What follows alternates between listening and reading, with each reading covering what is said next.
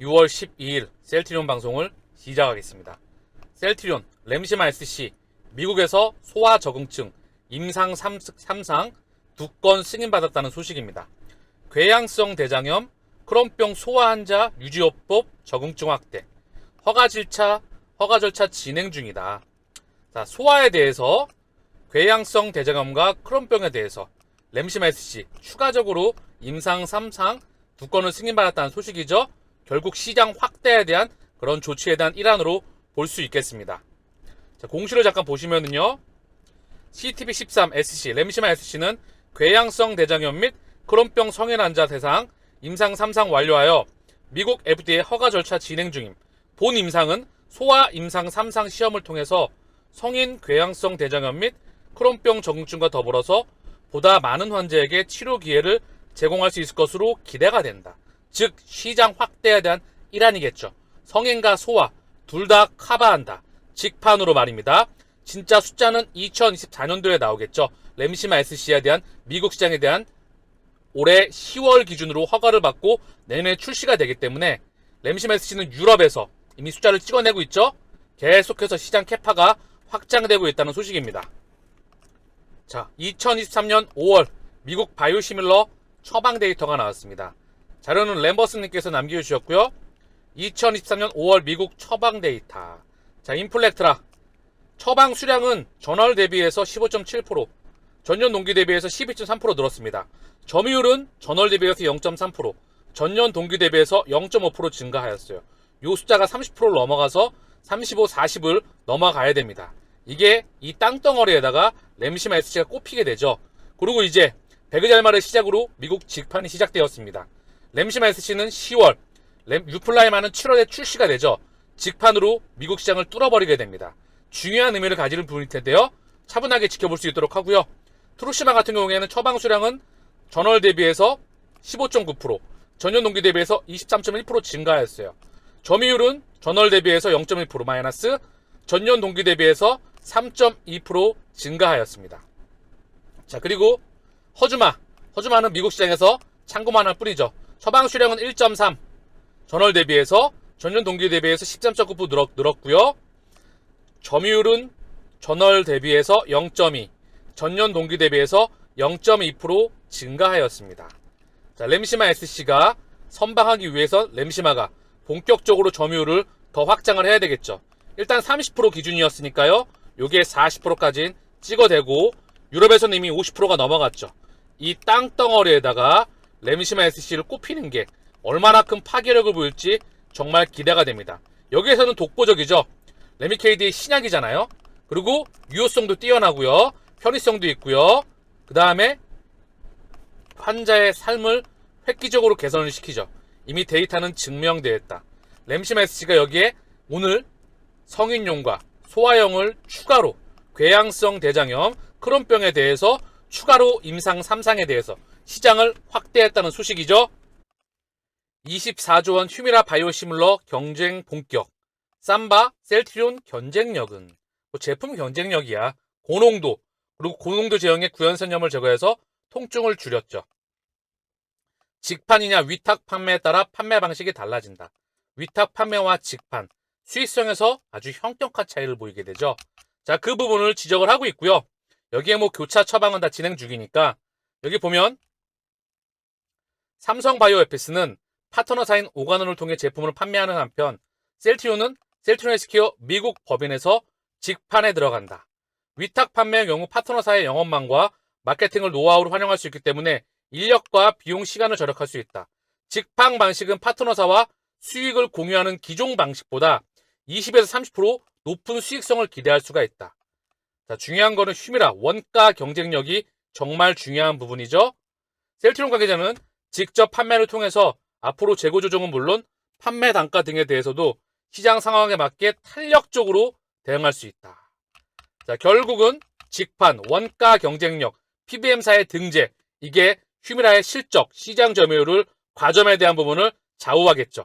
이미 10개사가 바이오시밀러 출격을 하는데 그중에 고농도는 오리지널과 삼바와 셀트리온 3파전이 되겠죠. 여기서 원가 경쟁력이 가장 뛰어난 셀트리온이 어떤 모습을 기울지 저는 무척 기대가 큽니다. 자, 셀 동행의 USUHNG님께서 글을 남겨주셨는데요. 최근에 셀 동행도 짜증나는 글들이 좀 올라오더라고요. 싱크풀, 난장판이잖아요. 네이버 종토방보다 못한 것으로 변질되었습니다. 이제 싱크풀에 있던 그런 글들이 셀 동행에도 일부 보이다 보니 지금 이 담당자님께서 선을 넘는 글은 일괄 차단 및 삭제하겠다. 가치없이 차단 삭제 들어갑니다. 예전에 싱크풀처럼 절대 만들지 않겠다는 뜻이겠죠. 팍스풀에서 바로 싱크풀에서 셀 동행으로 넘어오게 되었죠. 그쵸? 여기 네임드 분들이 상당히 많이 계시잖아요. 하는 짓이 이제 거의 다 온 모양입니다. 셀 동행 회원님, 인간 지표들이 나타났으니 하반기 셀트리온의 대상승을 기대하며 즐거운 마음으로 기다리렵니다. 자, 오늘 미국 바이오시밀러 5월 처방 데이터, 하나증권에서 나왔던 부분이죠. 이 데이터는 램버스님께서 주셨습니다. 자, 램버스님은 셀트리온 소액주주 쉼터 검색을 하시면은요, 여기 경제 뉴스 및 증권사 리포트 등 관련 정보를 공유하는 밴드입니다. 함께 공부하며 성토합시다. 영상으로 보시는 것도 도움이 많이 되시겠죠. 영상으로 또 할 수 없는 그런 도움을 받을 수 있는 글들이 많이 여기 기재가 되어 있겠죠. 약 790명이 가입한 밴드입니다. 셀트리온 소액주주의 쉼터라는 말이 있듯이 많이 참여해서 도움 받아가시길 바랄게요. 램버서님이 시황과 함께 경제지표와 함께 셀트리온에 관련된 그런 보고서와 함께 분석을 해주시고 있는 것 같아요. 많은 참여를 부탁드립니다. 리더는 램버스님이라고 딱 나와 있죠. 오늘 코스피는 0.45 하락, 코스닥은 0.23 상승. 약보합, 강보합, 시장은 혼조세를 보였죠. 6월 15일, 며칠 남지 않았죠.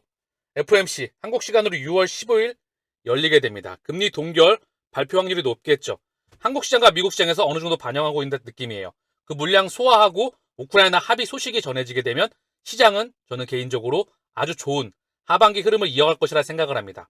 오늘 셀트리온은 1.18, 17만원에 깨졌죠? 16만 7천원. 상당히 많이 힘들죠. 헬스케어는 1.1, 제약은 1.33 하락 마감하였습니다. 에코프로 BM과 잠깐 언급을 드리고 싶은데요. 에코프로 BM이 현재 시가총액이 26조 2,500억 원이에요. 26조 약 2,600억 원 정도 되죠? 셀트리온의 시가총액은 얼마죠? 24조 4,400억 원입니다. 셀트리온보다 시가총액이 커져버렸어요. 그 말은 뭐죠? 얘가 그동안에 엄청나게 달렸다. 국내 증시의 자금줄을 2차전지 섹터 애들이 다 쓸어 담았다. 엄청난 자금, 그런 거래량이 동반된 끝에 대세 상승을 그렸죠. 1년 가까이. 그리고 시장이 빠그러졌다가 다시 회복을 하고 있다. 요 정도쯤 왔죠. 여기서 눈치 보고 있죠. 얘가 바로 물량을 소화하고 가기는 쉽지 않을 것으로 보입니다. 다시 한번 언급을 드립니다. 외국인이나 기관들은 이걸 그다지 반겨하지 않을 것 같아요. 한 타임 쉬었다가 뚫고 가겠죠.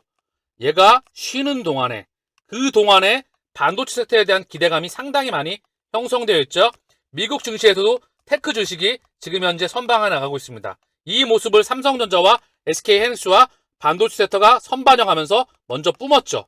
얘네가 안정권에 접어들 때 제약바이오로 올 수 있는 그 기점이 다가오리라 생각을 합니다. 이미 하반기 중요한 모멘텀이 많이 응집되어 있죠. 지금은 많이 떨어져 있어서 지치기도 하고 지겹죠. 왜냐하면 급하게 상승 나오고 한 달 가까이 밀렸다가 또 반등 나왔다가 떨어졌다가 반등 나왔다가 떨어졌다가 여기서 계속 지치니까 자금은 언제 오냐. 그것도 2년이 넘는 시간 동안 3년이 다 돼가죠. 그러면 충분히 지칠만 합니다. 근데 제가 계속 언급을 드리잖아요. 삼성전자의 30년 넘는 차트를 보십시오. 보시면 4년 동안 3년 동안 박스권이고 올라가는 거는 1년이에요. 셀트리온도 마찬가지죠. 3, 4년간의 박스권 올라가는 거는 8개월이었습니다. 즉 이제는 올라갈 시기를 충분히 기다릴만 하다. 하반기에 대형 이벤트 3, 4합병과 대형 M&A 그리고 실적 기반유의 이런 모멘텀들이 터지게 된다면 더불어 하반기 상승장은 좋은 걸로 보고 있습니다. 이유는 다가오는 FMC, 커지는 금리 동결 기대감, CME 페드워치는 동결 가능성 75%입니다. 미국이 코로나 팬데믹과 우크라이나 전쟁으로 인해서 금리를 미친 듯이 올려댔죠. 물가 상승을 명분으로 해서. 물가는 사실 잡히지 않았어요. 물가가 떨어졌던 이유는 다른 부분도 있겠지만 중요한 건 물가는 꺾여 내려가고 있죠. 금리를 올릴 명분이 없어지겠죠. 이 엄청난 베이비 스텝을 넘어서서 빅 스텝을 넘어서서 자이언트 스텝을 단행했습니다. 그리고 증시와 자산시장과 실물경제는 박살이 났죠. 이게 끝나는 겁니다. 그리고 시장은 먼저 달렸다가 물량 소화하고 다시 나갈 확률이 무척 높다고 생각을 합니다. 금리 동결 구간에 금리 인하 기관에는 상당히 어려운 부분이 예상이 된다. 이유는 물가가 떨어져서 금리를 내리는 게 아니에요. 경제 성장률이 박살이 나니까 금리를 내리는 겁니다. 그럼 뭐죠? 증시와 실물 경제는 굉장히 어려울 겁니다. 이 과정을 2024년도 상반기가 될지 하반기가 될지는 지켜봐야 되겠죠. 그 과정을 지나가야 되겠죠. 이 이전에 금리 동결 구간 2023년도 하반기부터 2024년도 초반기 이때 셀트리온의 상승을 저는 기대해 봅니다. 셀트리온의 오늘 공매도 누적 잔고는 198만 주, 약 3만 5천 주 늘었고요. 200만 주 밑에 198만 주입니다. 1200만 주에서 1300만 주에서 6분의 1 토막 이상 나 있죠. 그 말이 의미하는 바를 다시 한번 되새겨봄질하시길 바랍니다. 가격이 지루해 있지만 손바뀜이 수급이 1년 이상 바뀌어왔다. 개인의 600만 주 이상의 물량이 외국인과 기관 창구로 넘어가고 있고요. 그 기관 물량의 중심에 연기금이 있습니다. 그리고 주가는 현재 2차전지가 급등해 있고요. 삼성전자와 SK하이닉스를 기준으로 한 반도체가 일부 섹터가 반등에 나왔죠. 물량 소화하고 더 갈 확률이 높습니다. 그 기반 위에 제약바이오로 올 수 있는 흐름을 우리는 기다려야 됩니다. 숫자가 찍어지게 되면 오지 말라고 해도 오겠죠.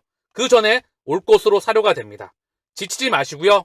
오늘 셀트리온의 공매도 매매 비중은 8.21, 거래량은 29만 9천 주, 오늘 1.18 하락 마감하였습니다. 헬스케어는 공매도 매매 비중 17.29, 거래량은 52만 4천 주, 오늘 1.11 하락 마감.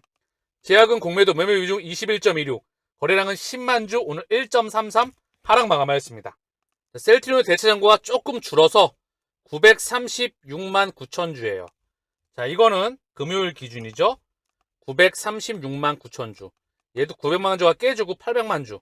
계속해서 공매도 누적 잔고와 함께 같이 줄어드는 모습이 보고 싶네요. 역대 최저치가 3200만 주였죠. 대차 잔고 또한 3분의 1 토막 이상 나 있습니다. 800만 주까지 가게 되면 4분의 1 토막이 남게 되는 게 되겠죠.